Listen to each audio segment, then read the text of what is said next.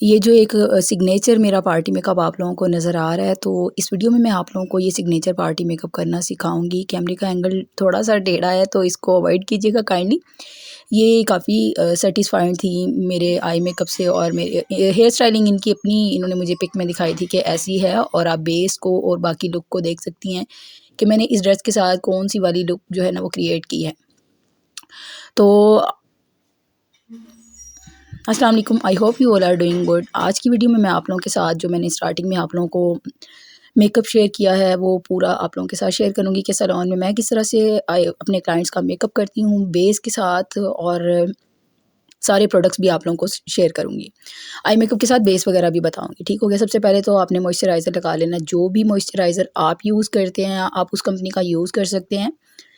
इनकी skin dry है तो मैं यहाँ पे मॉइस्चराइज़र यूज़ कर रही हूँ सॉफ्ट टच का, और मैंने टोनर भी लगा दिया था। उसके बाद जी मैंने अपने तकरीबन वीडियोज़ में सॉरी फॉर दैट मैं दिखाती रहती हूँ आप लोगों को। वही प्रोडक्ट्स मैं यूज़ कर रही हूँ जी। ग्लैमरस का 4D मैंने यूज़ किया है नेचुरल में। उनकी वो जार में पिंक जार में बेस आती है, और उसके बाद उसको फिक्स किया। फिक्स करने के बाद काशिश का मैट एंड मैजिक ये पैलेट मैं यूज़ कर रही हूँ। फ्लफ़ी ब्रश आप लोग देख रहे हैं, और जो कलर्स मैं यूज़ कर रही हूँ वो मैं साथ-साथ दिखा रही हूँ, क्योंकि इनके ड्रेस में बिल्कुल ही पिंक कलर था, मतलब वो मर्जेंटा सा कलर था।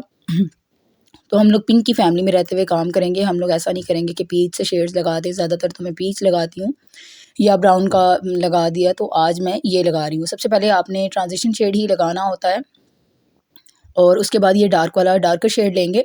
इसको हम लोग क्रीज़ पे ट्रांसफ़र करेंगे। ठीक हो गया। और इनको बहुत ज़्यादा ये वाला टच नहीं चाहिए था, इनको लिपस्टिक में अपना ये टच चाहिए था जो इनके ड्रेस का कलर था। तो ऐसा क्लाइंट अगर आपके पास आ जाए, उसका मेकअप आप लोगों ने किस तरह से करना है वो आप लोग देख लें। और आज मैं मेकअप कर रही हूँ कट क्रीज़। बहुत से लोग डिमांड करते हैं कि प्लीज़ आप हमें कट क्रीज़ मेकअप बताएं, वो किस तरह से उसमें क्रैक्स आ जाते हैं। मेरे तो कभी क्रैक्स नहीं आए कट क्रीज़ में। कट क्रीज़ कहते हैं कि आपने अपनी आईलिड एरिया पे बेस लगानी होती है, और उसको इस तरह से, और उसके ऊपर आपने अलग से मेकअप करना होता है, तो आपकी आईज़ जो हैं और आपका जो मेकअप है वो 4D सा लगता है, यानी कि 3D इफ़ेक्ट देता है। ऐसे एक डिफरेंट सी लुक आती है। और ये सिग्नेचर मेकअप है जो कि मैं अपने सैलून पे अपनी क्लाइंट्स का करती हूँ। और उसके अलावा ये कैमरे का एंगल टेढ़ा होने की वजह से ना आपको थोड़ा-सा वो लड़कियाँ जिस तरह सेट करती हैं उसी तरह से फिर आप वीडियो जो है वो बनाती रहती हैं। अगर मैं देखूँ तो मैं एंगल्स को ठीक कर देती हूँ, अदरवाइज़ वो टेढ़े-मेढ़े से एंगल नज़र आते हैं, इसलिए इसके लिए आपने परेशान नहीं होना।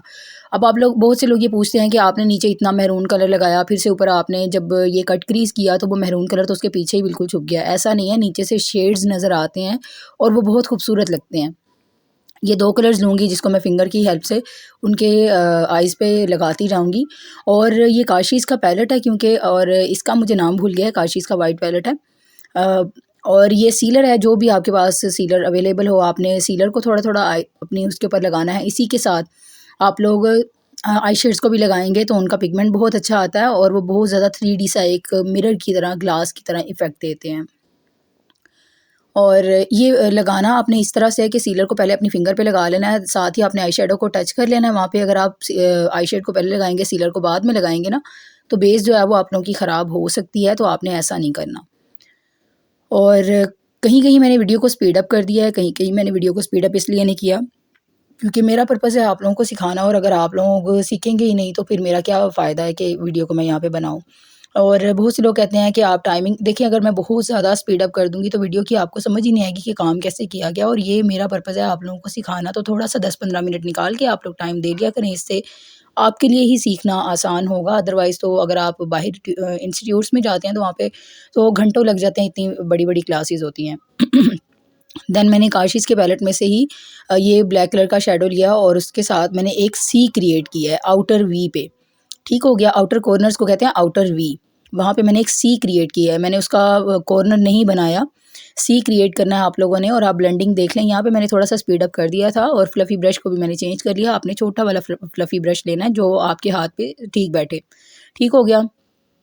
ब्लेंडिंग आप देखते रहें, अलग-अलग कलर की लाइन्स नहीं पड़ी हुई नज़र आनी चाहिए, ठीक है? अच्छे तरीके से आप लोगों ने इसकी ब्लेंडिंग करनी भी होती है। सॉरी, मेरा आज गला काफ़ी ख़राब है। अब मैंने क्या किया, मैंने वही जो एक डार्क पर्पल सा कलर था ना इनके ड्रेस में जो कलर है, उससे थोड़ा-सा डार्कर शेड लिया, और वो मैंने इनर कॉर्नर वाली साइड पे जो है ना दोबारा उसको लगाना शुरू कर दिया, ताकि वो ब्लैक के साथ मिक्स हो जाए और उनके ड्रेस के साथ भी लुक रहे अगर आप बिल्कुल ही ब्लैक कलर लगा देंगे ना तो उससे उनके ड्रेस के साथ मैचिंग जो है ना वो कलर्स नहीं बनेंगे और वो अजीब सा लगेगा, क्योंकि आपके क्लाइंट की डिमांड के अकॉर्डिंग आपने काम करना होता है। ऐसे मेरे पास एट्यूड के जो है ना वो डस्ट आई शेडोज़ पड़े हुए थे, इसको भी मैंने सीलर के साथ उनके सिर्फ आई बॉल एरिया पे लगाया है। और आज का मेरा ये मेकअप जो है वो काफ़ी डिफरेंट है, तो मैंने कहा कि मैं आप लोगों के साथ शेयर कर दूँ। पहले सीलर लगाया, सीलर के साथ ही, और सीलर को जब भी आपने लगाना है आपने बड़े हल्के हाथ से उसको प्रेस करना है, आपने ज़ोर-ज़ोर से नहीं लगाना। और आज मैं ग्लिटर्स भी बड़े डिफरेंट तरीके से लगाऊंगी। जहाँ पे मैंने वो डस्ट लगाई है वहाँ पे मैं ग्लिटर्स को नहीं लगाऊंगी। बस आप लोगों ने एरिया देख लिया कहाँ पे इनर वाली साइड पे, इनर कॉर्नर जो है ना उस वाली साइड पे मैंने सिर्फ ये ट्रांसपेरेंट सा मिस रोज़ का ये ग्लिटर्स आए हैं, चंकी ग्लिटर्स, इनको लगाया। अभी आपको इनकी वो शाइन वगैरह नहीं पता चल रही क्योंकि ये बिल्कुल ही ट्रांसपेरेंट से हैं। जब आहिस्ता आहिस्ता पूरी मेकअप लुक कंप्लीट हो जाएगी फिर आप लोगों को नज़र आ जाएगा कि इसकी लुक कैसी बनी है।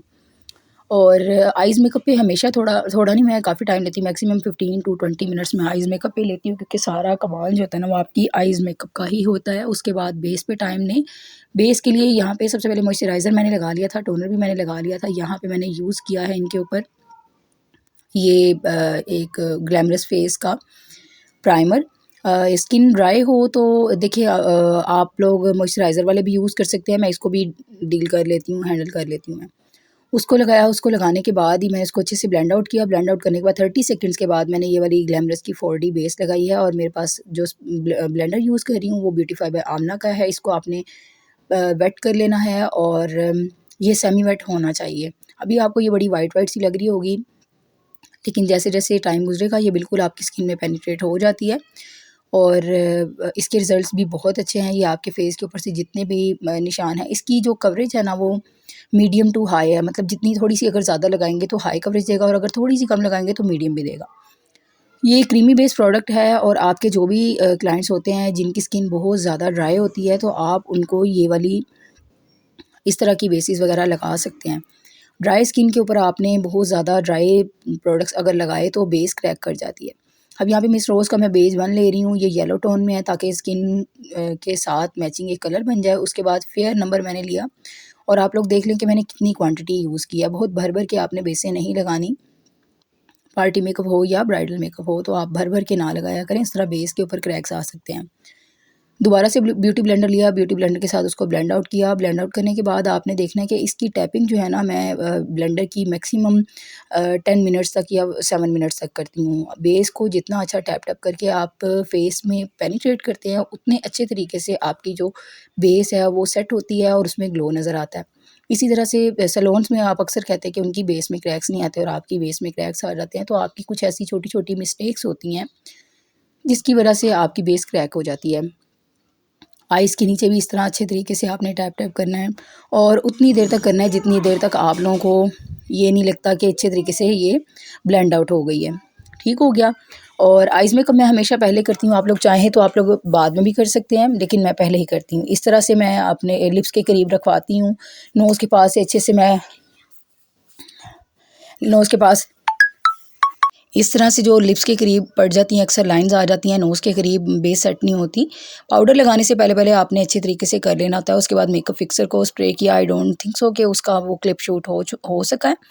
तो उसको लगा के फिर दोबारा से अच्छे तरीके से ब्लेंडिंग करनी होती है, मतलब कि ये मैंने किया है, ठीक हो गया, अंदर है। तो उसको इसको करके आप थोड़ा-सा इसको ड्राई होने दें और उसके बाद अच्छे तरीके से और ब्यूटी ब्लेंडर का प्रेशर अगर आप लोग बहुत ज़्यादा ब्यूटी ब्लेंडर का प्रेशर देंगे तो वो नीचे से आपकी बेस हटना शुरू हो जाएगी। आहिस्ता-आहिस्ता बहुत सॉफ्टली, जैसे आप किसी बच्चे को टच कर रहे हैं, आपने इस तरह से इसके ऊपर टैपिंग करनी होती है। उसके बाद ये क्रिस्टीन का फेयर में 904 नंबर मेरे पास है। इसके साथ आप अब देखिए बेस कितनी अच्छी ग्लो कर रही है, सेट हो गई है, और जैसे-जैसे लिपस्टिक लगेगी, कंटूरिंग होगी और ब्लश ऑन लगेगा तो ये आपकी बेस अच्छे तरीके से सेट हो जाएगी।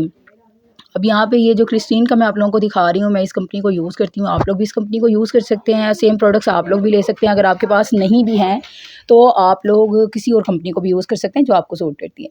जब भी आप आइज़ के पास करने लगें हमेशा उसको अच्छे तरीके से स्पंज के साथ दोबारा से ब्लेंड आउट कर लें, क्योंकि वो जो लाइन्स पड़ जाती हैं ना वो फिर फिक्स हो जाती हैं और उसको आप लोग कभी भी सेट नहीं कर सकते। ठीक हो गया। आइज़ के नीचे अच्छे तरीके से आपने इस तरह से फिक्सिंग करनी होती है, और फिक्सिंग करने के बाद मतलब कि ये आप लगा लें। आप चाहे तो लूज़ पाउडर भी लगा सकते हैं, लेकिन मैंने कॉम्पैक्ट पाउडर ही यूज़ किया है यहाँ पे। और उसके बाद कॉम्पैक्ट को भी आपने फटाफट ऐसे नहीं कि जल्दी जल्दी से लगा दिया और थोड़ा थोड़ा से लगा दिया, अपने बेस को अच्छे तरीके से सेट करना है।